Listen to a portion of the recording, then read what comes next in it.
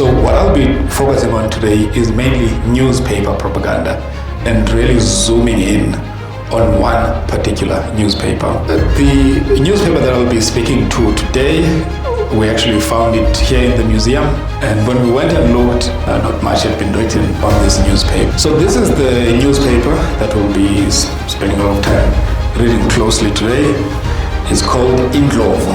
I say it's propaganda because it is information that is meant to direct behavior. It's trying to shape behavior.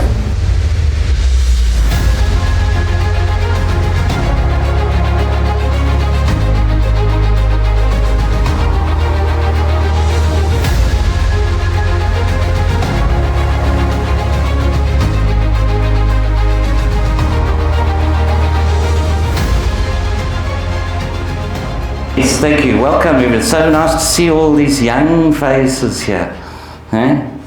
All from UJ, I believe. Well, good. You're very welcome here. You're not a young face either. Special welcome to Dr. David Katz and Professor Bhaso and Ndzendze, two old friends of the museum. They both serve on the museum's Building and Development Trust.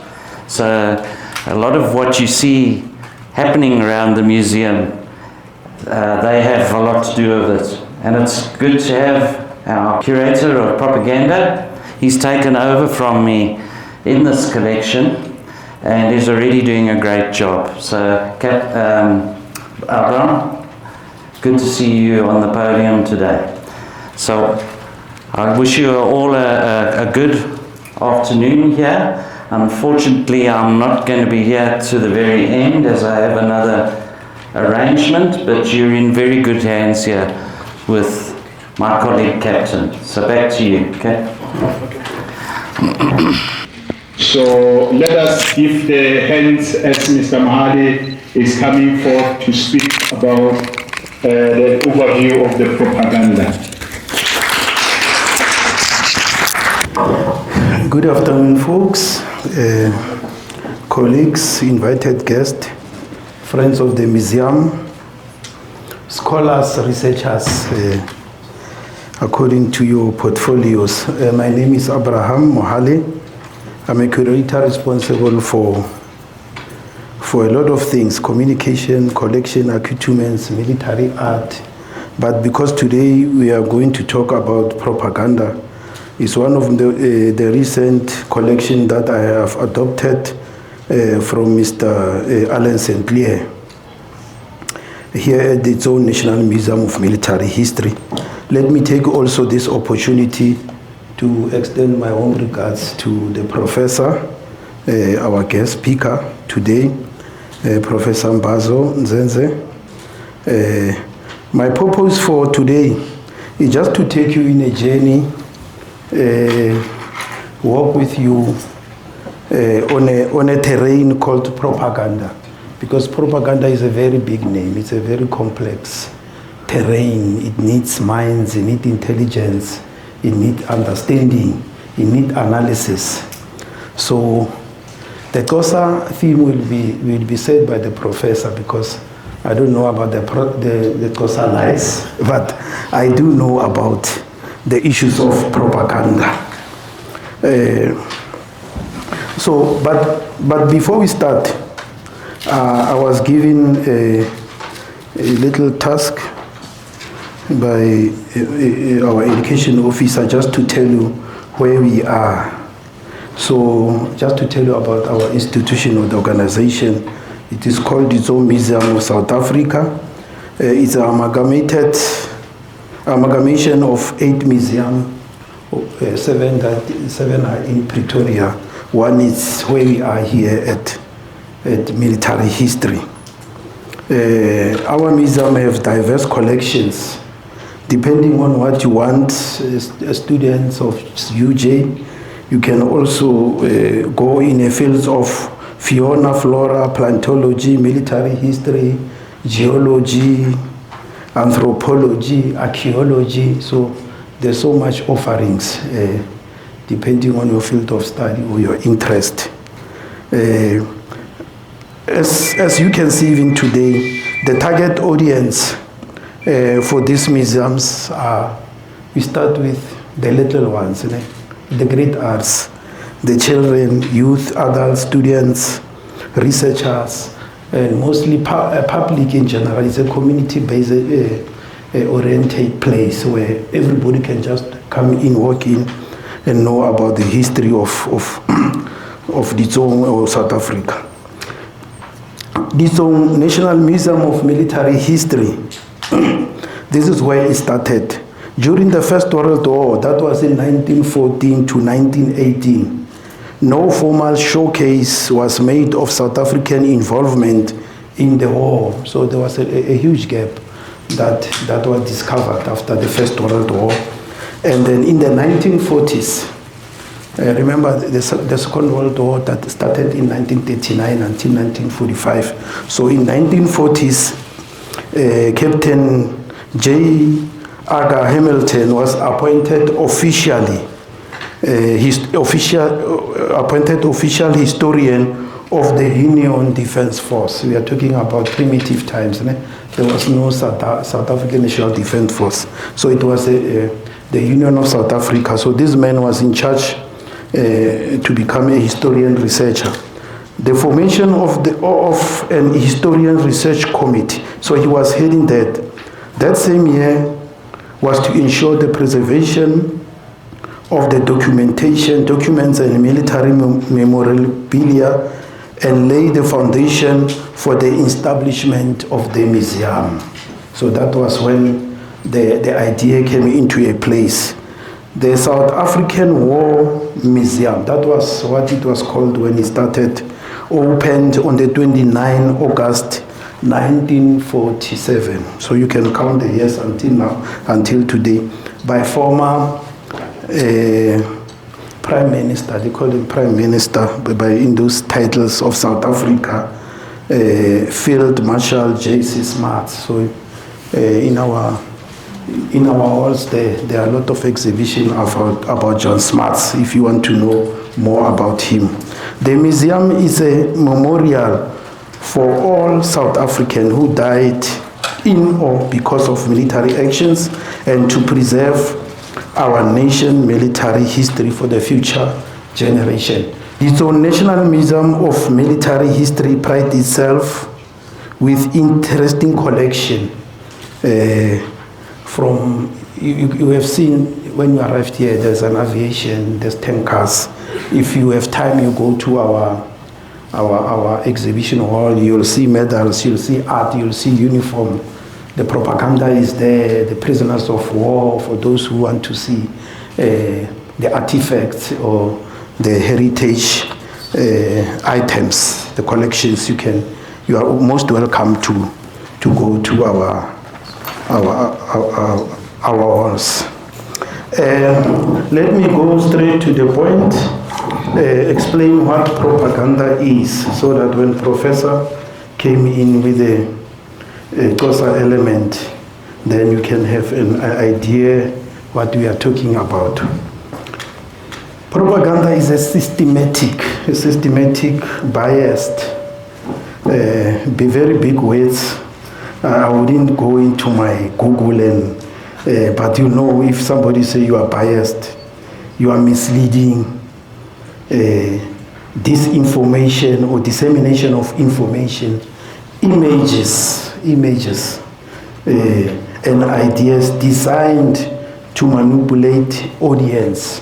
So precisely propaganda is used for manipulation to audience. It can be in beliefs or behavior to support a specific cause. There's always an agenda, behind the propaganda. It's often, I wanted to say, the agenda behind the propaganda. So it's a tool that they use. It often employs emotional appeals, selective facts. You don't get the whole facts, you just get what I want to feed you so that I can manipulate you. It has evolved over times with posters. This is what I have in my collection now, it's posters. So my collection is a little bit primitive, it's not the modern day World War I and II, most of them. To digital, nowadays social media, or what you call AI, artificial intelligence, or what Trump refers as fake news. The other word that can be associated with propaganda is algorithmic techniques. So this is for those people who knows accounting, calculations.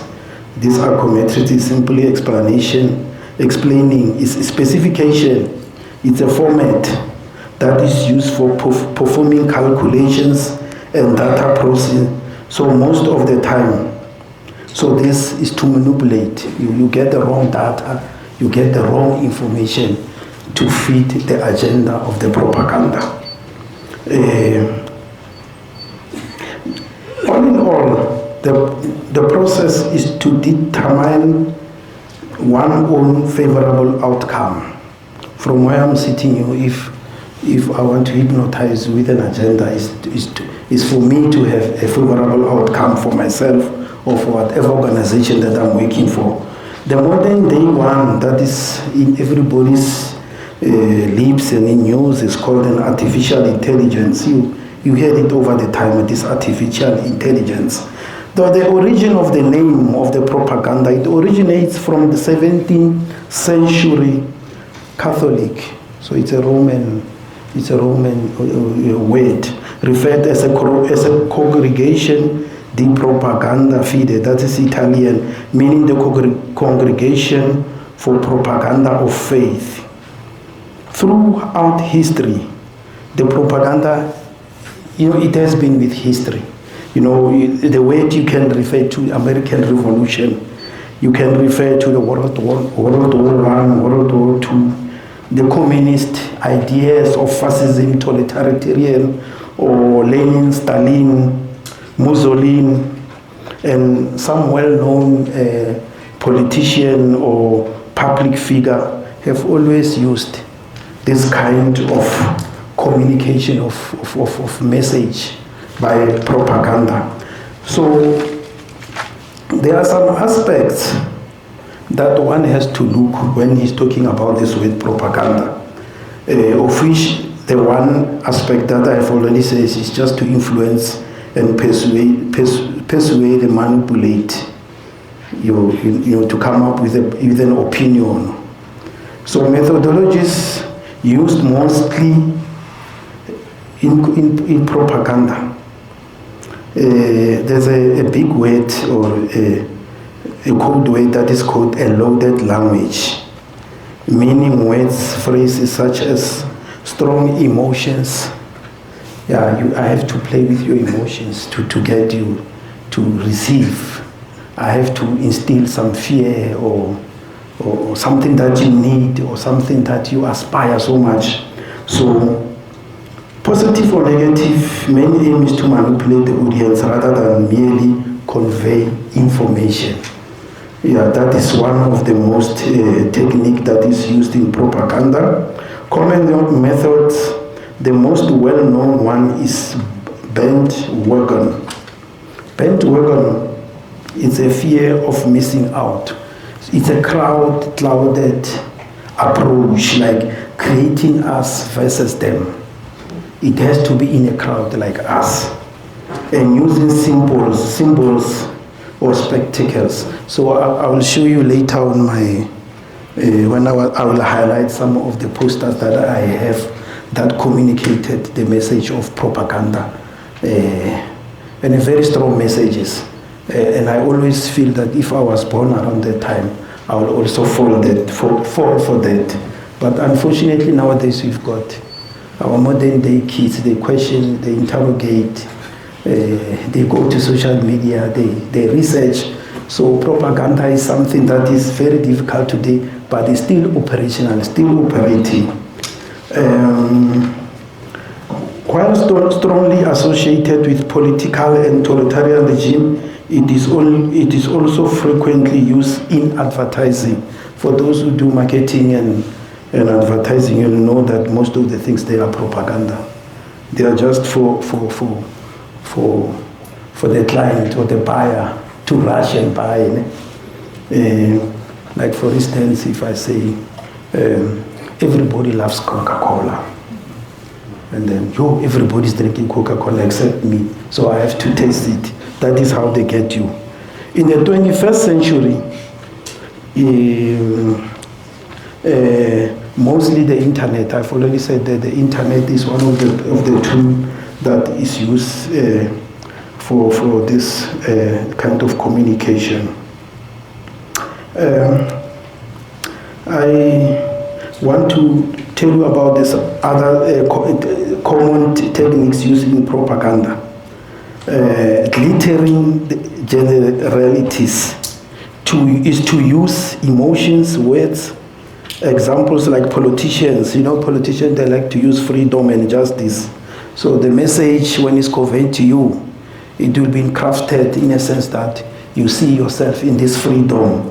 You see yourself in this positive light that has got emotional appeal. Freedom of the 90s, vote for jobs, vote for this and this. It can be true, but to a certain extent it can be used to fuel the propaganda agenda. Contextual meaning. The same word freedom can mean different things to different people, allowing them to project their own interpretation. So sometimes they leave it to you in a contextual fact so that you work it out psychologically. They don't tell you what to do, so contextually you are given an assignment in your head, and then both of us here can get the same message but with different interpretation.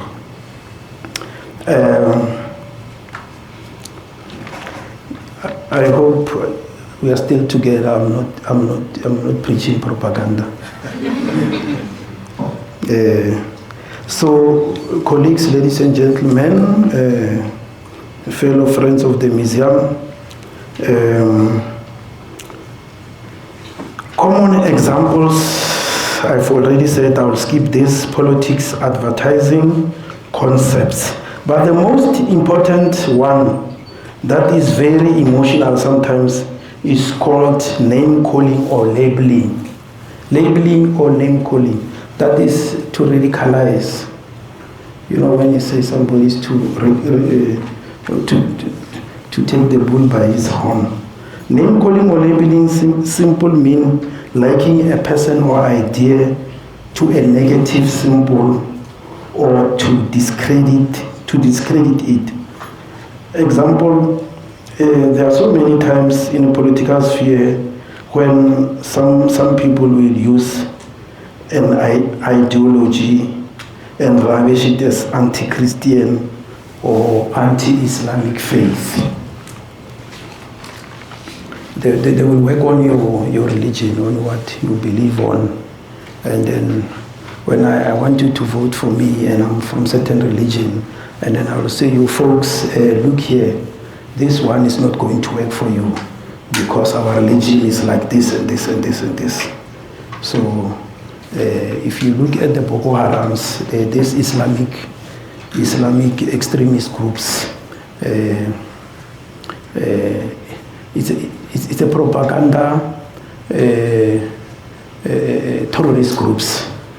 When they capture you, they inculcate you with fear, and they torture you, and they want to re-educate you, rebirth you into believing into that ideology. So some, when they come out of the capture, they are converted. They are converted to the religion, but some no. So there is an agenda of propaganda, what they are doing, the inculcation. So the method is extreme. Religious beliefs, and you become a victim. Card sticking simply means presenting only facts that support your sides. You know the other side. But when I come to you, I only present you this side. And then, and I present it as fact. As humanly as possible as I can. So when you come out there, you don't want to listen to the other side. So you are under the hypnosis of propaganda. Using testimonial propaganda is when somebody uses well-known figures. It can also be used in advertising or in politics. So meaning, if I take a footballer, a well-known footballer, or an actor or somebody else and put them here, and then that person forms part of the campaign, and automatically you are glued, you are attracted to the idea, to that ideology, not because of you understand it, but because of the celebrity or personal status of somebody. Ladies and gentlemen, I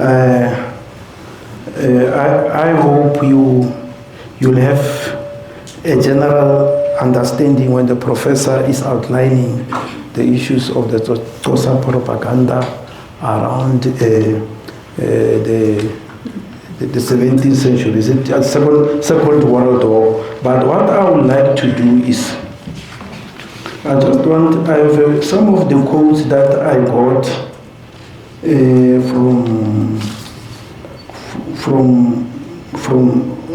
from the internet. Ronald Reagan, he was a former president of the United States, once said, government first duty is to protect the people, not to run their lives. That's also a propaganda message, because government run your lives. Dorothy Allison was an American writer whose writing focused on class struggle, feminism, and lesbianism.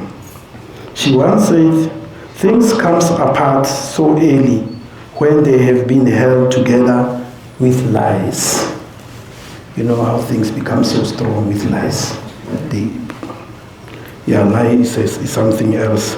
And Benjamin Franklin was an American generalist writer, once said, in this world, nothing can be said to be certain except death and taxes. So you can never be certain, because of the only thing that you can know is you are going to die and you are going to be taxed. That one you won't run away. So people who think they know everything. Right now when I came here, I met our former education officer, and he just said that to me, Hamish Peterson. He just said to me, people who think they know everything are a great annoyance to those of us who knows.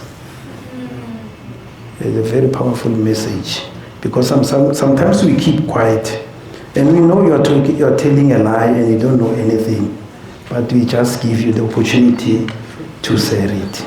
I wish I have more time to show you some of the propaganda posters. If I have time in this lecture, I'll come back and show you what we have in our collection.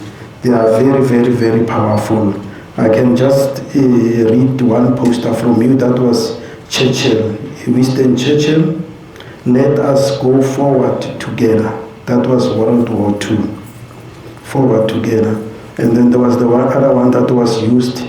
This one, they used the preamble of the Republic of South Africa and the Constitution. And the other one was about the youth of South Africa from 1619 joining the Youth Brigade of South Africa, Second World War. So religion, some of the biblical quotes, I don't know whether you were watching the arms in Venda. They celebrated the Mendi. There was this pastor who went there and read the scripture from Joshua, encouraging the soldiers that we are with you, don't be scared. Even when you face death, go on, we'll encourage you, we'll help you. So that is also a propaganda message to say, go on and die. Die for your country, but you'll die with honor and pride. Thank you, ladies and gentlemen. There are a lot of logos behind me in my presentation today, and those are, if you can imagine, me as a soccer player. Those are my brands, right? So the top one there is from UNESCO, which has designated 2022 to 2032 to be the decade of indigenous languages, which is a mandate that the University of Johannesburg, as well as the South African government, has embraced wholeheartedly. And so I've got my second logo there, which is the UCDP, which is a program of the Department of Higher Education and Training, University Capacity Development Program, which has provided my students and I a lot of support, among other things, to conduct research in indigenous South African languages. So those are some of the master's degrees already completed in isiZulu, in Sesotho, and there's a few more coming in Xhosa and Setswana. Mpumelelo right here is working on a Setswana dissertation. I'm also translating a book. I finished translating a book into isiXhosa. This is a foundational text of political science, which gives us a lot of these wonderful concepts that Dr. Mohale was alluding to earlier on. And of course, this is 2026, which means we mark 50 years, if you can believe it, 50 years since the then youth of 1976 stood up for multilingualism to prevent the erasure of African indigenous languages by the imposition of Afrikaans. And so it is a sacrifice that we are always grateful for, and we want to honor in the best way. So that's sort of the larger background to some of what I'll be sharing today. My presentation will be in 4 parts. First, I want to, in a sense, lay the political context in South Africa, South Africa's decision to go to the Second World War, and why there needed to be propaganda in the first place. Who was this propaganda targeted towards, and how did that manifest when it came to the closer speaking and closer reading sections of the population. And then the longest section today will be us just going through some of the themes that we find, some of the propaganda themes that we find in one key newspaper in particular, which is Indlovu newspaper, which was specially made and specially printed for black Xhosa people in South Africa during the course of the Second World War. And then towards the end, just 1 or 2 slides on a tentative propaganda framework, if you will, and some of the questions that I frankly have, and which I'm sure you will too. So somebody said to me the other day that to our students today, even the events of 9/11, which happened in 2001, feel like ancient history because a lot of it happened before they were born. So I thought, for ease of reference for all of us, it might be useful to just revisit the Second World War map. Who were the parties involved? How did the world look during this war? And why was South Africa in it? I mean, this was a war between primarily Nazi Germany and Italy and Japan on one side. Of course, they had smaller allies. And on the other side were the Allies, which was the side South Africa was on. And that was led by the UK, later by the US. France was sort of there. It wasn't really doing much after 1940 because it had been conquered by Nazi Germany. So what really set this off was Nazi German acquisition of territories in Eastern Europe. And they got away with sort of acquiring Austria, they got away with acquiring Czechoslovakia, but the line was drawn on Poland. So Poland is what really set this war off. And you can imagine, in the mind of a South African who had much more pressing concerns at the time, Poland is a very distant place. It's not something you think about in your everyday life. So the war had to be portrayed, had to be sold in a way that was palatable to a South African audience, and particularly, as we'll be discussing today, a black South African audience, which had its own concerns. And ironically, this was a war, we were later told, that was fought for freedom, that was fought for the defense of the ideals of freedom. But of course, there wasn't much freedom for black people in South Africa. So that's the big question hanging behind us, which is how to convince a population without freedom at home to engage in a war for the freedom of others in another continent. So South Africa was roped into the war because it was a dominion of the British Empire. But of course, it was not automatic, because although it was a dominion of the British Empire, it owed its allegiance to the British Crown, not to the United Kingdom as a political entity, or to England as a country. And so there was a huge debate here at home on whether South Africa should enter this war. And actually the Prime Minister at the time, JBM Hertzog, resigned because he did not want to be the leader who took South Africa to war with Germany over Poland. And so the man who stepped up was Jan Smuts. I'm summarizing a lot of history because a lot happened that led to that resignation and led to Jan Smuts taking up the post. My good friend David Katz has written a very good book as to why Jan Smuts wanted South Africa to be in that war. And part of what he's saying is that actually South Africa wanted, Swaziland wanted the High Commission territories, Swaziland, Bechuanaland, the same way they had acquired Namibia during the First World War.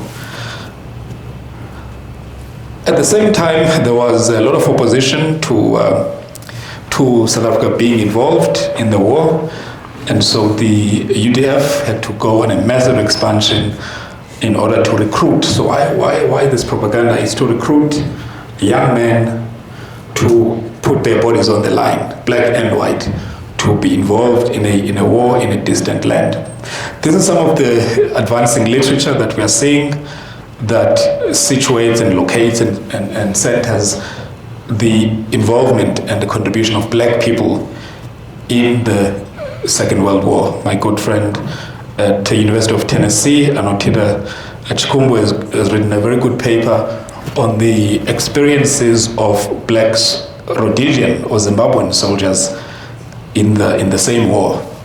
There's been other literature, but the vast majority of literature on propaganda in South Africa tends to be focused on how the government tried to get Afrikaners to support its various wars, First and Second World Wars.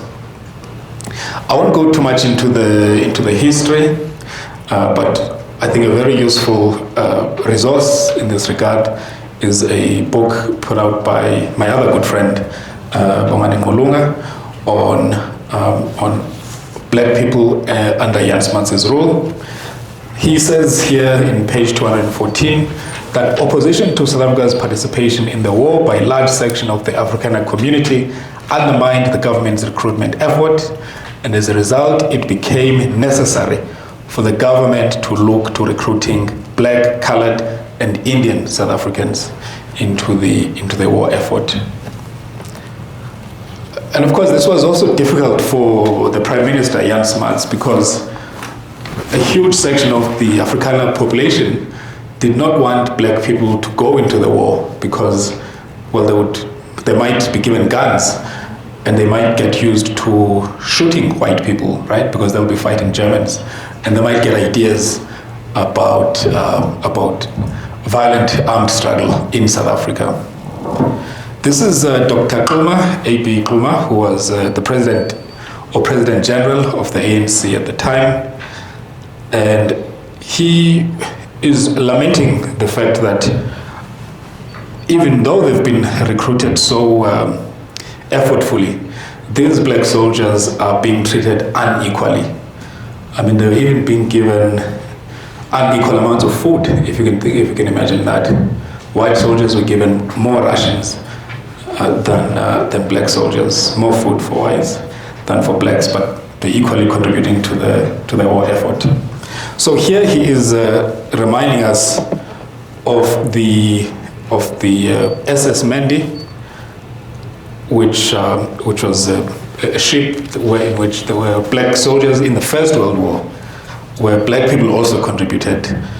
And he's saying, can a race which is willing to make such sacrifices and which produces men of such courage, dependability, and devoted service to king and country in the hour of greatest need, be denied any rights and privileges at the gift of the state?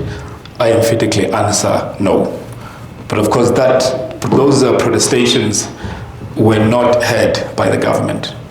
Nevertheless, there were 80,000 black soldiers at the peak during the Second World War. So 80,000 black men and women were making their contribution. Some of the ways in which the government tried to recruit them and succeeded was by playing films that showed attractions of participating in the war, of displaying posters in places where black people frequented, and of course going to the countryside, to rural areas, accompanied by a music band. So what I'll be focusing on today is mainly newspaper propaganda and really zooming in on one particular newspaper, which we'll talk about in a moment. So what roles did these black people play in the Second World War? Well, firstly, they were not allowed to carry arms. They were not armed. They were not given guns. They were not flying planes, but they worked as auxiliary roles, as supporting roles on the main, including as stretcher bearers, as drivers of trucks, as signalers, medical orderlies, and boot makers. And they could not rise above the rank of sergeant. They had a cap on their promotion prospects. But although they couldn't carry guns, they were allowed to carry spears and assegais, which were quote-unquote their traditional weapons. They were operating under what was first called the Native Military Guards Brigade, and then later the Native Military Corps. And then they were structurally put together in July 1940 under the Directorate of Non-European Army Services, along with the Cape Corps, which was made up of colored South Africans, as well as Indian and Malay Corps, which was made up of, Indian and Malay South Africans. So of that 80,000, where did these black South Africans come from? The vast majority came from Transvaal, which is basically where we are now, along with parts of what is now Limpopo, part of what is Northwest. And then, so that's the vast majority, 53,000 out of 80,000. And then the Cape Colony, 10,000. And then Natal, 7,366.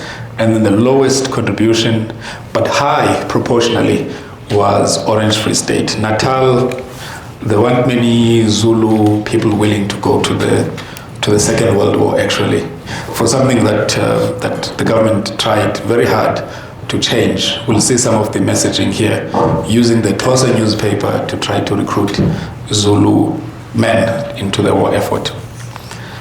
And so I've put stars next to the Transvaal and the Cape Colonies because that's where we would get most of the Xhosa fighters Xhosa recruits in the Second World War.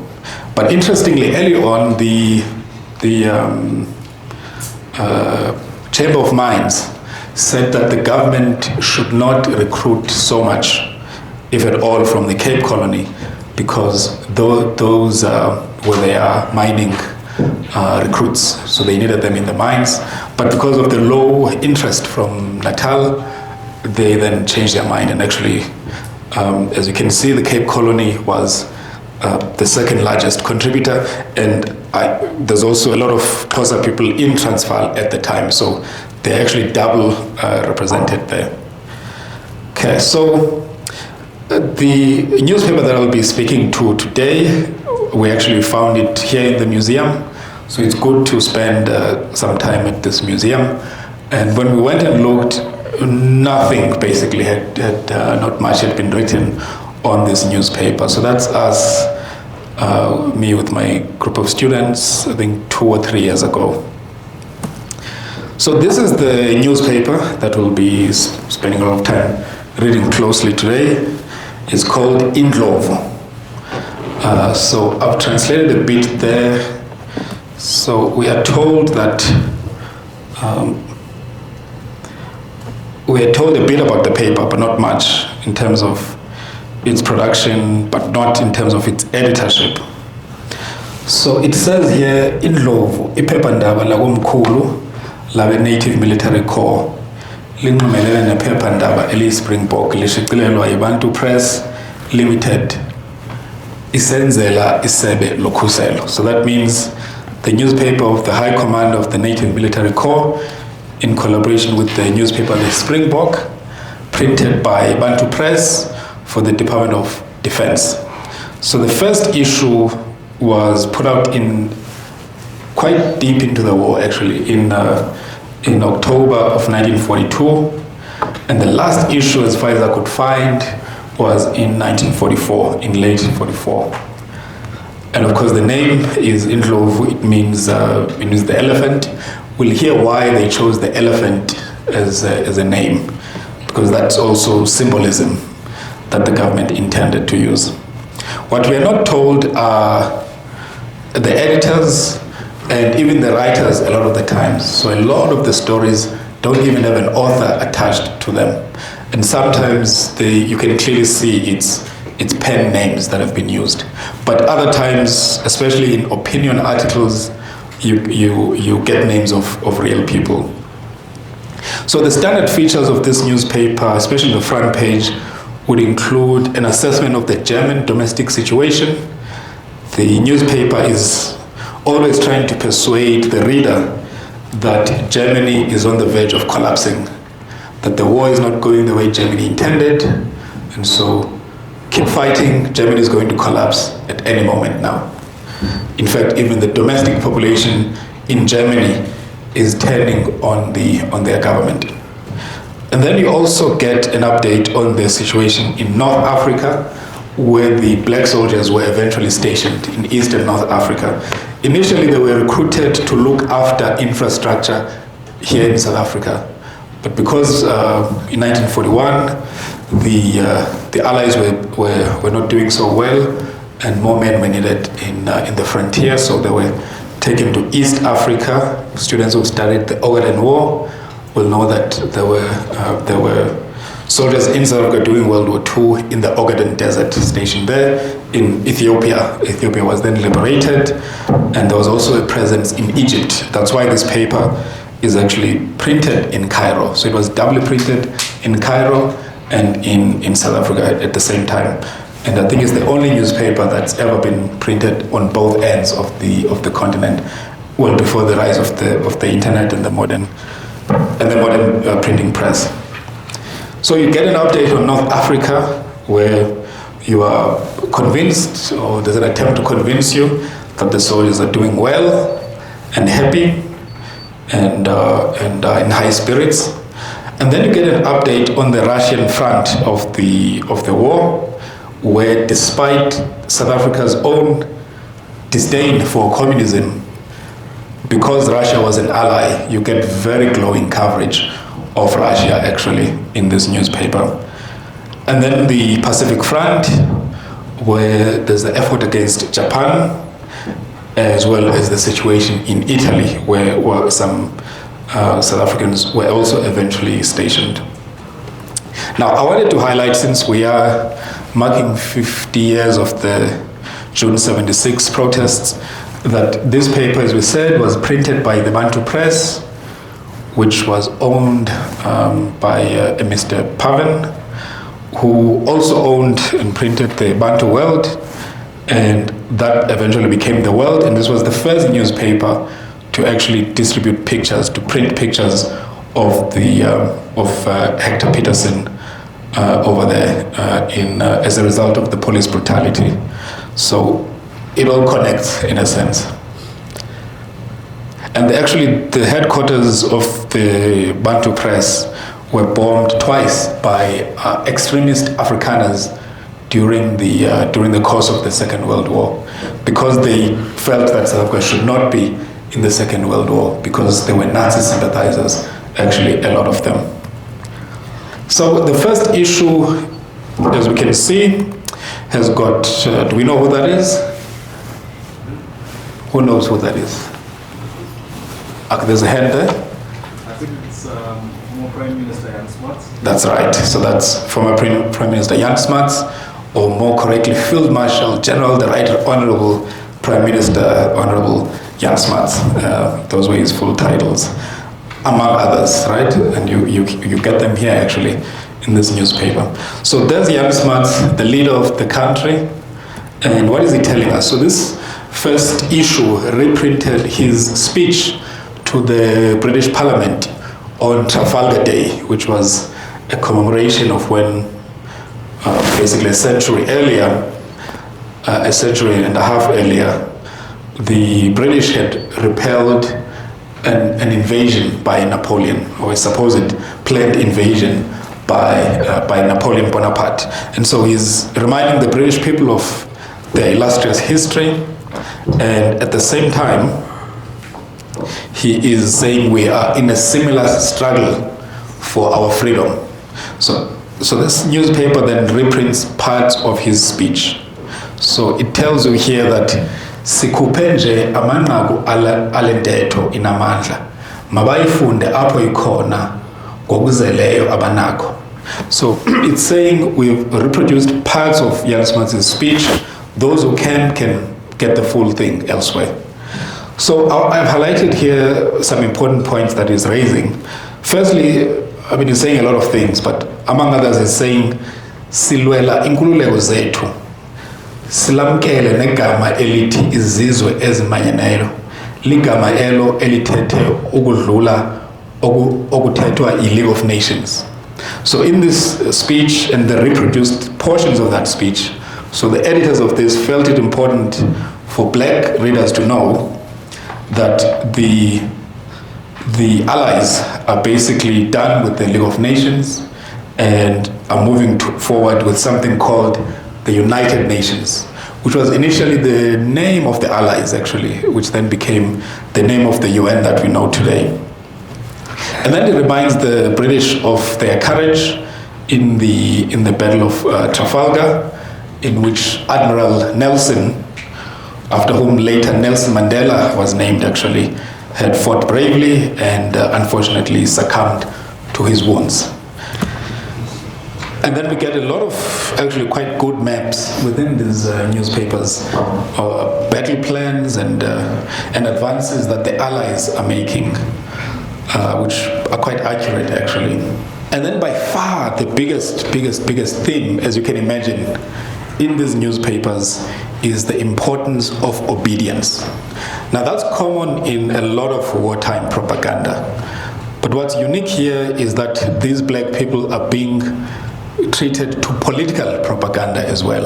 So it's typically you get, propaganda that says you should obey your officers and you should not provide intelligence to the enemy. You shouldn't speak recklessly. But this newspaper goes the extra mile. It takes an extra step to talk frankly, actually quite frankly, to these black readers, these black soldiers and those in their communities to obey. And it's quite frank that you guys don't have rights. You are not equal in South Africa. But maybe just hold on. You might get them at the end of the war. And this is why also the ANC had also met, I think in December 1941, to endorse South African participation in the war, with the hope that after the war, black people will have proven their dedication and that they are no threat to the Union of South Africa and will be given their rights. So here we have an opinion article by Major Piet van der Bijl, who was the acting minister at the time of Native Affairs, right? So what is he saying in his message? He's introducing the newspaper. He's saying, "Uklaba uniform akusiyo nto yonke ekhoyo." So a uniform is not everything in the world, right? That's his first point. Into yonke ilele kwisimilo saloo ndoda yogqunywe ilo uniform. So what's more important is the behavior of the one who's wearing the uniform.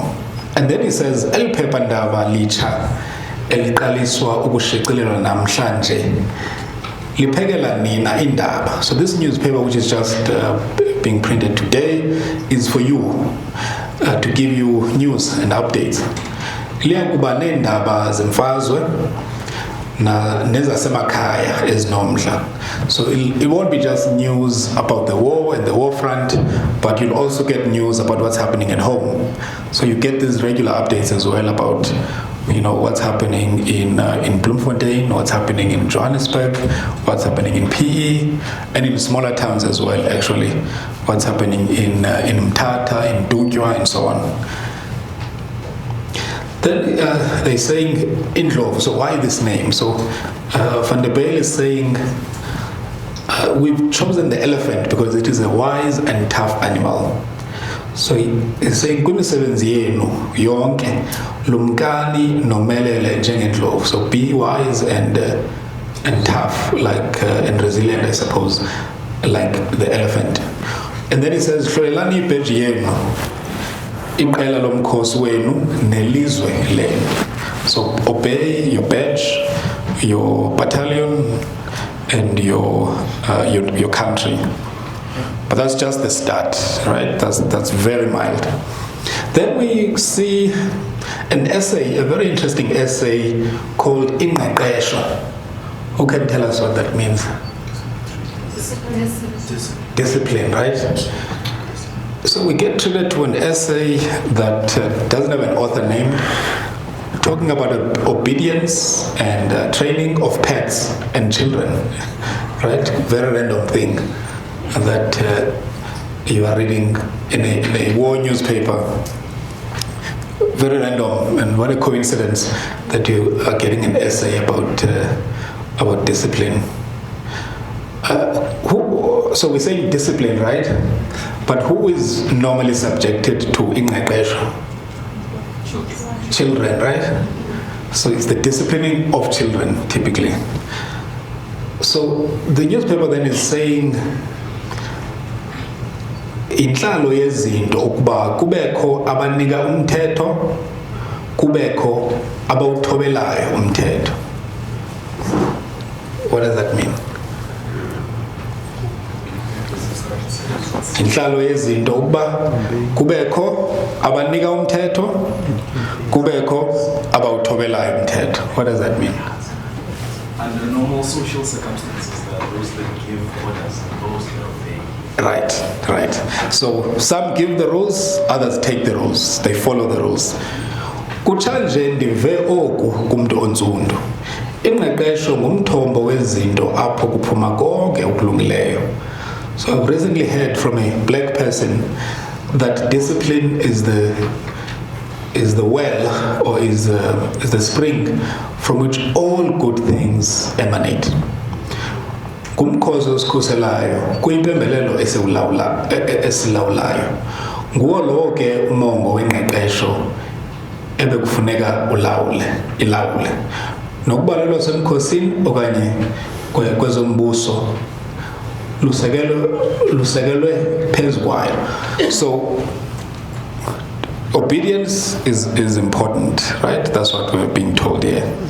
It's planting the seed in a not very subtle way that you will have to obey, and you may not be happy that some make the rules. You have to take them. You're definitely not going to be making rules though, because that's not how South Africa is politically organized at this time. Then we get Ndzendze. Do we know Ndzendze? How would you summarize what's Ndzendze? A folk tale, right? So we get a folk tale about Inkabi Katiwani, which is also about following rules, the importance of following rules. And then we get a quite interesting article that gives the history of the Transkei by someone called J.D. Same or J.D. Same, I don't know. So it gives the history of the region, of all the major towns, Butterworth, Ngamakwe, Tsomo, Dutwa, Mthatha, and so on. And then it's very frank. It says, leyo imihlaba eyathenjwa ngabelungu kumaXhosa bayenza isipho kumamfengu. So it's acknowledging how South Africa was conquered, basically, and the divide and conquer that the whites, basically the British and later the Afrikaners did. Now this one is very interesting. It's about the return of soldiers who had been stationed in Madagascar. Madagascar was, of course, a French colony which fell, and then it fell to Nazi Germany, France, in France, and so South Africa sort of preemptively, I suppose, tried to neutralize Madagascar and to make sure that it did not become a base for Nazi Germany to invade South Africa. So this is about now the success of that mission, and the soldiers are back, and there's a parade in 3 cities all at once: Johannesburg, Port Elizabeth, and Pretoria. And then we are told about the Johannesburg parade. We're told the following: afolile kwakhona amasoldati kwavakala isithonga sezihlangu xa ehambayo ukubheka izantsi eMarket Square ukuya kubulisa khona. Akhokelwe nguColonel Stubbs eqabele ihashe elimhlophe elandelwa yi-officer eqabele elimnyama. Kuthi ke kukho umzekelo onje: elimhlophe likhokela elimnyama. Isn't that interesting? So it's telling us that during this parade, Colonel Stubbs, who was in charge of the Native Military Corps, is riding a horse, a white horse, and just behind his horse is another officer riding a black horse, and is telling us that this is exemplary. The white horse is in the front, the black horse is behind it, right? Asazi ke nokokuba lento kanye ibicingiwe na yahlalelwa okanye ithe yathathelwa na ingqalelo, kodwa ke noko ke ibenjalo. So the writer is saying, we don't know whether this was planned, but this is just how it happened. Okay? So some white horse in the front, black horse in the back. That's just the way it is. Then we get in the interesting Christmas issue, or the issue on the 19th of December 42, so the issue before Christmas. So this one is dedicated to school children in particular, as well as, I suppose, their parents and wider communities. It's got a number of messages from various officials in the Department of Native Affairs, including one by Colonel Dennis Ritz, who was by then Minister of Native Affairs.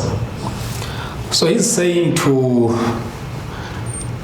his readers, ndininqwenela uyolo kweli xesha leChristmas, nempilo nempumelelo kunyaka omtsha nakwixesha elizayo. Ndinethemba elinenyameko lokuba olo vavano lukhulu nokuthembana endizame ngako konke endinako njengomphathiswa wemicimbi yenu ukuzinzisa ziya kuba zizinto ezimiyo.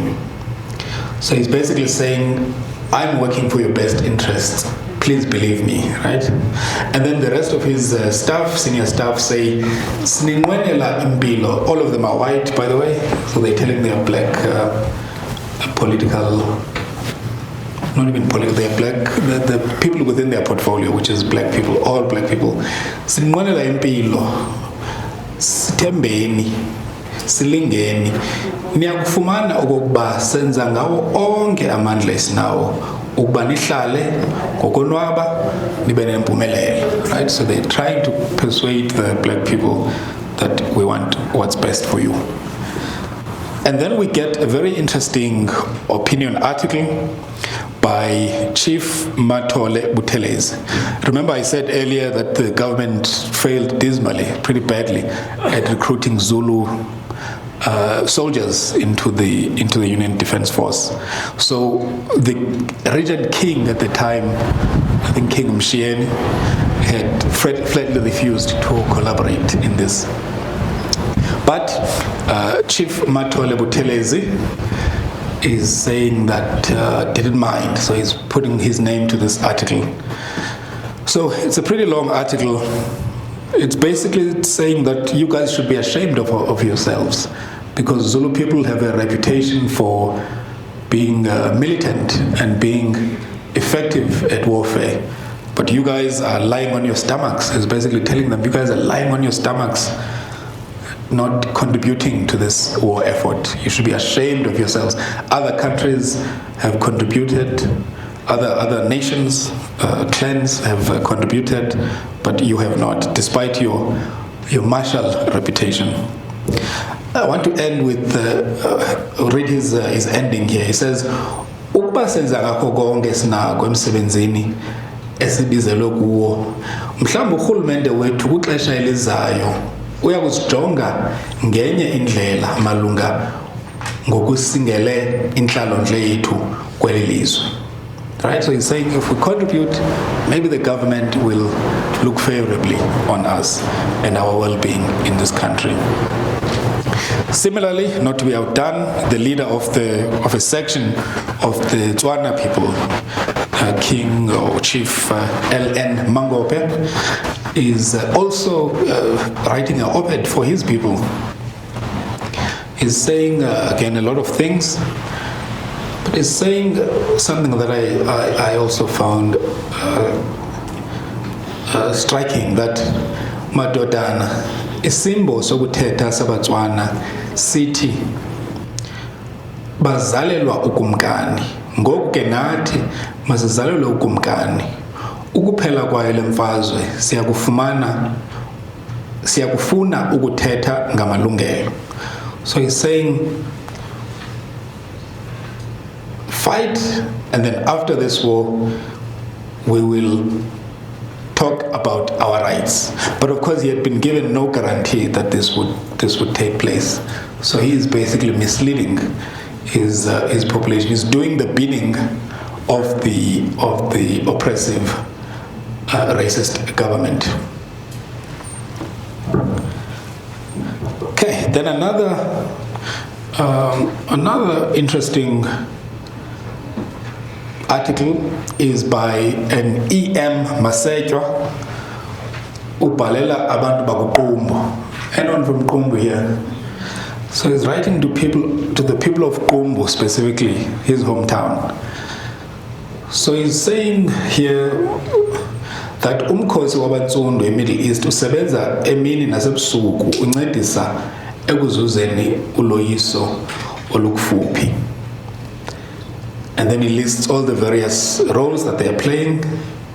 And then towards the end he says, Nina bakuqumbu, ama wenu akho animeleyo apha. So you guys are well represented. And then he concludes by saying, kwangathi ngokuzinikela kulo msebenzi abantsundu bayifumene inkululeko abayifune ngokuzincama ubomi babo. So he's saying we have our freedom here. The freedom we don't have at home, we've found it here in deployment. Very interesting and upfront, these articles. And then during the course of the war, General Herzog dies, and there is a poem, actually, a poem dedicated to him. So Herzog had been Prime Minister and Minister of Native Affairs, and he actually started the Nationalist Party, which was pretty extreme and that's the party that gave us apartheid, right? So this poem is very, very glowing, which is surprising because A, he was opposed to the war. He was also an opponent of the government, because he left the government. He said, I'm not going to go to the war. So it's very interesting that a government-run newspaper has got a poem in Xhosa dedicated to him, and they call him Utsali Toho, which is apparently the nickname that Xhosa people had for General Herzog. Now, I've been scratching my head and talking to everyone. I can't seem to get a translation of what this nickname means. Utsali Toho. Can anyone help there? So from my understanding, amatoho is when you're begging for something. Okay.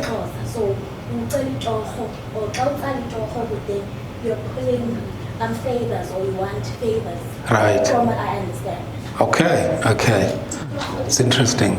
Okay. Yeah, I think that deserves a round of applause. Okay, I saw another hand. There was a hand, yeah. I would have said something pretty much similar to that, if not the same. But I would also agree to the fact that sometimes the nicknames didn't necessarily need to make sense. Yeah. My leaders, but coincidentally they would. For instance, the food would be Indlovu. No, it does make sense. Right. But it was not necessarily, technical, grammatical. Okay. But indeed, that's quite a good translation. No, good. Yeah, I think actually if we were to all reveal our nicknames that we have, they wouldn't make sense. So thanks for that, Liseb. Then we get another theme here, which is about fascism. So this newspaper is telling these readers, yes, you may not have your rights because you're black in South Africa, but things would be far worse if the Nazis took over or if Germany took over, right?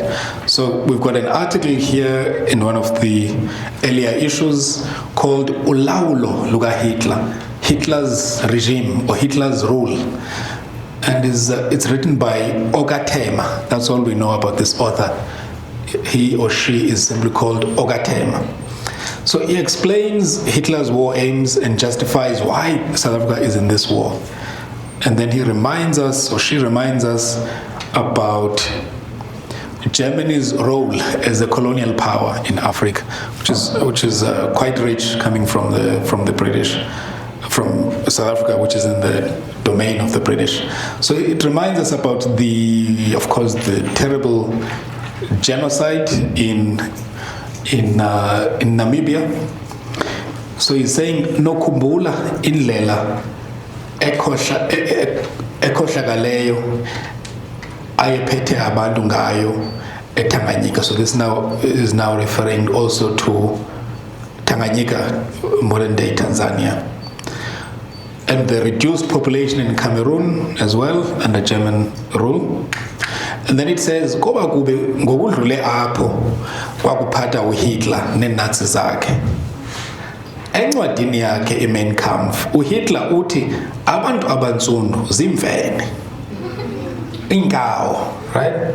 So he's saying in his book Mein Kampf, Hitler says that black people are baboons and monkeys, and it'll be much worse therefore should he and his fellow Nazis take over. Similarly, Japan, this is an article about Japan, says iziqithi zaseMpumalanga. It treats us to an overview of life in the Pacific Islands, right? Philippines, Singapore, Malaysia, Brunei. So it's introducing the Pacific War now. And it thinks the best way to do it is to tell us about how the people of those islands used to live before Japan instigated war against them. So how do you do that to Xhosa people? How do you convince them to care about the Pacific? You say the following: ngemigidi abemi bezoziqithi baxhela ihagu kakhulu, ayiqhelekanga into yoxhela igusha okanye inkomo. besibona ukuphila nokonwaba kwabo bantu. Ama-Japan asele ngene kwezo ziqithi aya kuchitha konke oku. Ama-Japan angene ayabagqiba aba bantu, athi ngabantu abaphantsi. These are saying here that the Japanese are low races. The Japanese are saying that these other populations are low races, they are subhuman. Bathi ngabantu abaphansi. And then it says, siyavuma ukuba sekukhe kwakhona impazamo kulawulo lwemicimbi yase-South Africa. So he's saying, we admit there have been mistakes in the governance of South Africa. Kodwa akuzange kwabakho umoya wokuba nezixhiba nowempindezelo ngobubi. Yes, there have been mistakes in the governing of South Africa. We can even say in the governing of black South Africans, but there's never been a spirit of grudges and vengeance. And then finally it says, ngokungena kwamaJamani okanye amaJapan kweli lizwe lethu, sophulukana nako konke okuyinkululeko nemvisiswano nolonwabo kwintlalo yethu yasemakhaya. Isn't that interesting?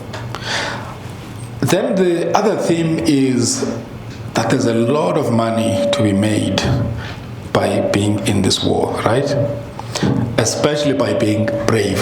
So we are told here in an article about how there were basically bombs over a church or a church structure that the black soldiers were attending at, and how they basically ignored those bombs, continued their prayer service, and then sang God Save the King at the end. And it's extracted from the Rand Daily Mail and translated into Xhosa here. And then we also told about the rewards that black people get for giving their all, right? So this is a reward of £3, which is equivalent of 183 pounds today, or 3,000 rands, which is given to anyone who captures prisoners of war who have escaped. So Germans, maybe some Italians, and others on the side of the Axis powers who have escaped from the prison camps. Okay, then another theme that we get is just how fun it is to be on the front lines, right? There's sports, a lot of sports going on, tournaments, teams that are formed, new sports invented. There's soccer tournaments. There's a lot of soccer going on. But what's interesting is that, I mean, for example, here, this middle picture, you are told the names of the people in this picture, but it's only the white people that are named, right? So the players, we're not told who they are. Same in this picture. We're told about the minister. We don't know who else is here. It's pretty standard, actually. Okay. Then the other theme that we get is the promise of welfare, education, and advancement. So there's a pretty long article here that tells us about the visit that Jan Smuts received from the Council of Churches, basically, there to petition him on three things: on the lack of food or insufficient food for the black soldiers, the lack of political representation for black people, and the lack of labor union participation for black people. So they lay out all their evidence and the complaints and the proposed way forward, and then he answers, and is such a good politician. You can picture him saying this. So he says, and I quote him here, Lamazwi, remember, these are people who just complained to him on behalf of black people. So he says, Lamazwi amnandi, kwaye ayahlafuneka kuba abalulekile. Akukho mntu engamkhathaziyo le nto sidibene ngayo apha, into enje isicelo esi sisifikele simi kakubi, right? So he's a Jan, right? He's a Jan, isn't he? Because he's taking all these complaints. Firstly, he's saying, Lamazwi amnandi kwaye ayahlafuneka. Can anyone translate that? Or interpret that? Or, is it big words? Okay. Yeah. These words are nice and chewable. These words are nice and chewable, right? Imagine he's just received a report of complaints and is reframing the conversation. He's saying, thank you for that question. He's basically saying, thank you for those questions. Akukho mntu engamkhathaziyo le nto sidibene ngayo apha. Into nje isicelo esi sisifikele simi kakubi. There is no one who's not bothered by why we're gathered here, but this request is came to no time. Yep, 100%. So, yeah. Very good. So that's why I say he is a Jan, you know, he's taking this and is managing them, right? Then he says, no, I hear all these three things. Political rights, union, let's deal with those. Political rights, labor unions, on the first one. So he says, indawo yesibini nithe yeyokumelwa ezintlanganisweni kodwa ke lento isuke ibe nzima ngenxa yezinto ezo ke nina nizaziyo, right? Inene ndiyazama ukuba oludonga luwele phantsi ningadani nina kuba eli lizele intlanga ngentlanga. So he's saying, I'm pushing, guys. It's almost as though he's saying, which is a typical smart thing to do, if it were up to me, they would get their rights. But the political situation, the other races, because remember he's saying here, Eli lizele intlanga nentlanga. There's different races. He's basically saying the white population politically will massacre me if I start talking about black rights at this time. Then on the unions, because at this time they were finalizing the Industrial Conciliation Act, which allowed labor unions for white workers but not for black workers. So saying indawo yesithathu yeye trade unions, le ndawo sesihambe kakhulu sizama ukuyilungisa. Into nje kukho uloyiko lokunikela izinto ezandleni where am I now? Izinto ezandleni zabantsundu excuse me, ngenxa yomoya wekomanisi ohambayo phakathi kwabantu. So what is he saying there? What will happen to the trade unions? That they will be captured by the communists, right? He's already starting the Cold War rhetoric here. That excuse me, that black people like communism. They'll be swayed by the communists, which is interesting because he is in alliance with the Soviet Union in the bigger war effort. Then he says the most important thing you've raised here is the issue of food. Okay, let's deal with that. That I can do. Okay, he's saying that I can do. The issue of food.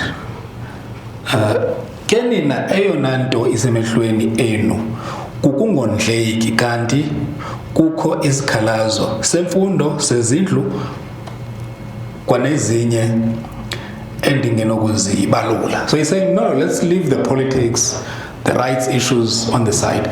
Let's deal with the immediate. Let's deal with the food. Because yes, I even admit as young smarts, there's not enough food being given to black soldiers.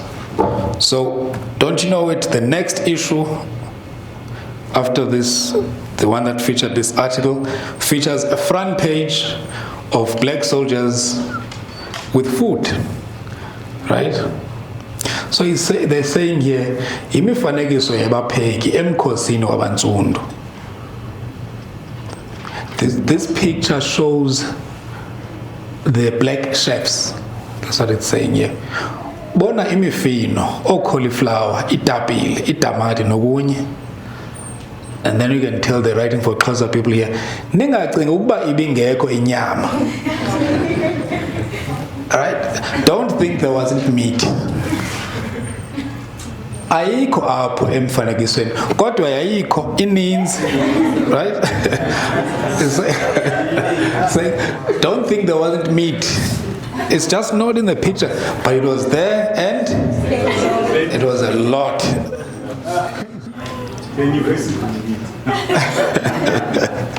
And then they're saying here, khangela ukunxuma kwalawo madoda angabapheki ayaqonda ukuba ayakwenza isidlo sodidi oluphezulu.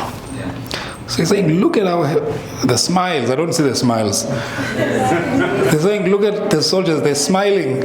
They know they're about to cook a high-quality meal. I think one guy is smiling. One guy is smiling here. Right. So you see a direct continuation. So the previous issue was, I think there was panic here after reading about lack of provision of food. That's also what's confusing about this, very, very interesting about this newspaper is how frank it is. I mean, it doesn't conceal. It doesn't even engage in fake news. I would say it's very, very blunt and frank. So he told on one issue, lack of food, and it's upfront. About the rights issues, it's upfront. And it's saying to black people, focus on your welfare, education, and maybe you will get advancement. And so we get, in the subsequent issues now, stories about women advancement, right? Women advancement, we are told here about Miss Chabalala. We're told that she is a graduate. She's a graduate of social work. She's a graduate of social work, and not of political science, right? She's a graduate of social work, focused on social issues, not the political things. And she studied and even went and studied in the US, right? And then it says, indawo yomfazi likhaya. Acho amanye amadoda hayi kanti nabanye abafazi unkosikazi uTshabalala uyala yena, right? So most people say the place of a woman is the home. Men say this, even some women, but Miss Chabalala disagrees with this.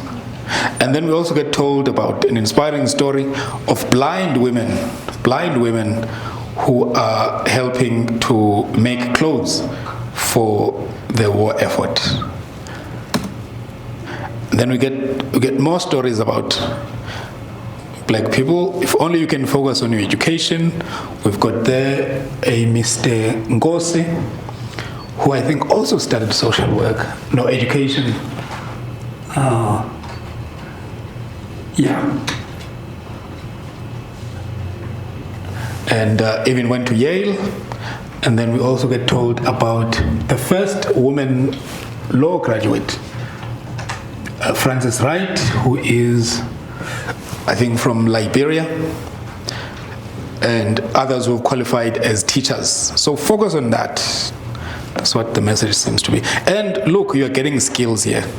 So you see, black people being trained in signaling and other more cognitively demanding work. And then what's also interesting as I wind down is the lack of cartoons actually in this newspaper, because typically propaganda, I think Mr. Mohale, you'll agree, uses a lot of cartoons, especially in wartime, because cartoons simplify political things. But the only cartoon seems to be one that features a lot of stereotypes about Egyptians, actually, because remember, this is printed in Cairo. One part of it is printed in Cairo. So here you get stereotypes about how much Egyptians are scammers in Cairo. which is, I think, is a stereotype that lives on even today. If you go to the pyramids, so it says here they will polish, they'll pretend to be shoe shiners, but they won't shine your shoe properly, and then they'll cry and say, "No, I'm running out of polish, but please pay me still." All very racist, stereotypical things. So, as I conclude, I want to say, yes, this is propaganda, this newspaper. But what type of propaganda, right? As I said, it's quite an intricate newspaper. I say it's propaganda because it is information that is meant to direct behavior. It's trying to shape behavior. It's trying to inform behavior. But it does more than that, right? Or it's interesting how it tries to achieve that. It doesn't do it in a sort of simplistic way, although some of the articles are very simplistic. But they're also quite sophisticated articles here. I went in thinking that this is going to be some silly, obvious propaganda thing, but it's sophisticated, it's got very quality writing. That's why I wish we could trace down the people who contributed, who wrote for this newspaper. It's got inclusion of very technical, detailed maps that have battle tactics. It's got frank political discourse, right? It's very frank. It's not selling false hope in a sort of silly way. It's very frank. It acknowledges the lack of political rights at home for black readers. And it's also, frankly, I imagine it would have been a fun newspaper to read, because you get, Indlovu, you get debates. There was one article that was debating ilobola, that it's time to abolish ilobola. You get the sports stuff. So I think it would have been quite an enjoyable newspaper. And actually the company that used to make this went on basically to lay the foundations for newspapers such as the Sowetan, actually, the Bantu press. So it laid the basis for the Sowetan. So something happened here which was quite interesting. It's a very interesting moment, and these archives are quite rich. Of course, after the war, I think the question that hangs for all of us: did the black people get what they thought they were fighting for, which is freedom in the end? And what is the answer? No, right? So you see here Dr. Xhosa trying to encourage his audience of black people before he went to San Francisco, where he met for the first time his prime minister. Imagine it, to go all the way to San Francisco on the west coast of the US. But this is his message. He says that the struggle must be continued. Imagine you just fought a war and you've defeated the Germans. Hitler has killed himself previous month. Japan is about to fall. And you're still talking about struggle, right? So he's saying the struggle must be continued, intensified, until peace is won, including full and human benefits for African soldiers, ex-soldiers, and their families, right? And I've often heard the story, I don't know how true it is, that after the war, the black soldiers were given bicycles, and the white soldiers were given houses, right? Were given land. So my conclusion is, I don't have a big conclusion, right? I merely have questions. And first thing I want to say is propaganda is very useful as a lens, but it is only one lens through which to understand this archive and the Xhosa experience of the war. I think definitely more research is needed. And of course today, I think we spoke mainly about the text and the context, but not the subtext.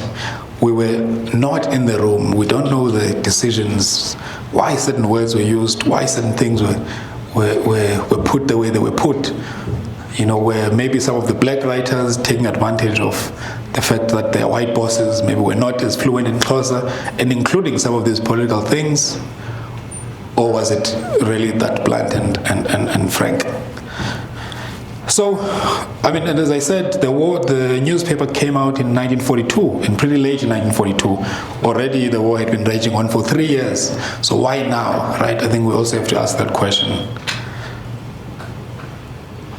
And another hunch that I have is that the paper, because it was in a language that the Germans didn't know, the Italians didn't know, could have been useful for information sharing, for encryptions, right? Because the Germans and the Italians and the Japanese, of course, would not have had a lot of, or any Xhosa-speaking, Xhosa-reading people, the paper might have been useful for intelligence operations.